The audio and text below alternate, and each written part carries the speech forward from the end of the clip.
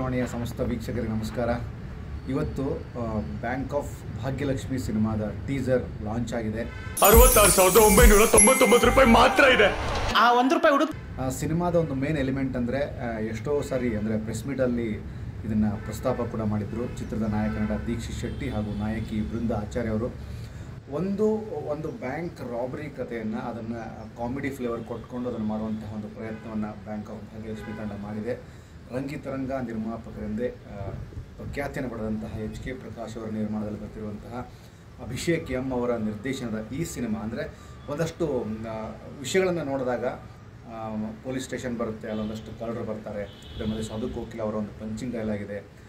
ಇದೆಲ್ಲವನ್ನು ನೋಡಿದಾಗ ಒಂದು ಸಾಮಾನ್ಯವಾಗಿ ಒಂದು ಸಿನಿಮಾ ಮೈಲೇಜನ್ನು ಪಡಿಬೇಕು ಅಂತಂದರೆ ಆ ಸಿನಿಮಾದ ಕಥೆಗೆ ಸ್ಕ್ರೀನ್ ಪ್ಲೇ ಕೂಡ ದೊಡ್ಡ ಮಟ್ಟದ ಪ್ಲಸ್ ಪಾಯಿಂಟ್ ಆಗುತ್ತೆ. ಇಲ್ಲಿ ದೀಕ್ಷಿತ್ ಶೆಟ್ಟಿ ಅವರನ್ನು ನಾವು ನೋಡಿದಾಗ ಅವರು ಇದಕ್ಕಿಂತಲೂ ಮುಂಚೆ ಮಾಡಿದಂತಹ ಎಲ್ಲ ಕನ್ನಡದ ಸಿನಿಮಾಗಳಾಗಿರ್ಬೋದು ಅಥವಾ ಬೇರೆ ಭಾಷೆ ಸಿನಿಮಾಗಳನ್ನ ನೋಡಿದಾಗ ಅವರು ಸ್ಪೆಷಲಿ ಬ್ಯಾಂಕ್ ಆಫ್ ಭಾಗ್ಯಲಕ್ಷ್ಮಿ ಸಿನಿಮಾದ ಬಗ್ಗೆ ಒಂದು ದೊಡ್ಡ ನಿರೀಕ್ಷೆಯನ್ನು ಇಟ್ಕೊಂಡಿದ್ದಾರೆ. ಜೊತೆಗೆ ಕನ್ನಡದ ತುಂಬ ಪ್ರತಿಭಾವಂತ ನಟಿ ಬೃಂದ ಆಚಾರ್ಯ ಕೂಡ, ಅಂದರೆ ಸಿನಿಮಾದ ಪ್ರಮೋಷನಲ್ ಆ್ಯಕ್ಟಿವಿಟಿಗಳನ್ನು ನೋಡಿದಾಗ ಅವರು ತಾವು ಹಾಕಿದಂತಹ ಎಫರ್ಟನ್ನು ಒಂದು ಸಿನಿಮಾದ ಮೂಲಕ ಆಚೆ ತರಬೇಕು ಅನ್ನುವಂತಹ ಒಂದು ಪ್ರಯತ್ನವನ್ನು ಮಾಡ್ತಿರ್ತಾರೆ. Specially bank of Bhagyalakshmi bank robbery ಮೇಲೆ ನಡೆಯುವಂತಹ ಒಂದು ಫನ್ ಎಲಿಮೆಂಟ್ ಇರುವಂತಹ ಒಂದು ಕತೆ. ಇಲ್ಲಿ ಬಹಳಷ್ಟು ಜನ ಕಲಾವಿದರ ದಂಡನ್ನು ನಾವು ನೋಡ್ತೀವಿ. ಒಂದು ಸಿನಿಮಾ ದೊಡ್ಡ ಮಟ್ಟಕ್ಕೆ ರೀಚ್ ಆಗಬೇಕು ಅಂತಂದರೆ ಸಿನಿಮಾದ ಮೂಲ ಕತೆ ಗಟ್ಟಿಯಾಗಿರಬೇಕು. ಅದಕ್ಕೆ ಸಂಬಂಧಪಟ್ಟಂತಹ ಸ್ಕ್ರೀನ್ ಪ್ಲೇ ಆಗಲಿ, ಡೈಲಾಗ್ಸ್ ಆಗಲಿ ಅಥವಾ ನಿರ್ದೇಶನ ಆಗಲಿ ದೊಡ್ಡ ಮಟ್ಟದ ಪಾತ್ರವನ್ನು ವಹಿಸುತ್ತೆ. ದೀಕ್ಷಿತ್ ಶೆಟ್ಟಿಯವರ ಸಿನಿಮಾಗ್ರಾಫಲ್ಲಿ ಬಹಳಷ್ಟು ಒಳ್ಳೊಳ್ಳೆ ಸಿನಿಮಾಗಳನ್ನು ಅವರು ಇಲ್ಲಿವರೆಗೂ ಮಾಡಿದ್ದಾರೆ.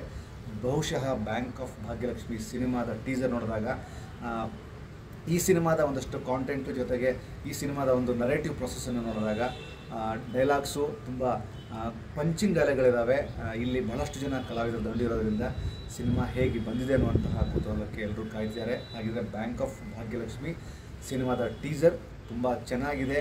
ಗ್ಯಾರಂಟಿ ಸಿನಿಮಾ ವರ್ಕೌಟ್ ಆಗುತ್ತೆ ಅನ್ನುವಂತಹ ನಿಟ್ಟಿನಲ್ಲಿ ರಂಗಿತರಂಗ ಸಿನಿಮಾದ ನಂತರ ಬಹಳಷ್ಟು ಒಳ್ಳೊಳ್ಳೆಯ ಪ್ರಯತ್ನಗಳನ್ನು, ಒಳ್ಳೊಳ್ಳೆಯ ಕಥೆಗಳನ್ನು ಆಯ್ಕೆ ಮಾಡಿಕೊಂಡಂತಹ ನಿರ್ಮಾಪಕ HK ಪ್ರಕಾಶ್ ಅವರ ಬಹು ನಿರೀಕ್ಷಿತ ಒಂದು ಒಳ್ಳೆಯ ಕನಸು ಬ್ಯಾಂಕ್ ಆಫ್ ಭಾಗ್ಯಲಕ್ಷ್ಮಿ.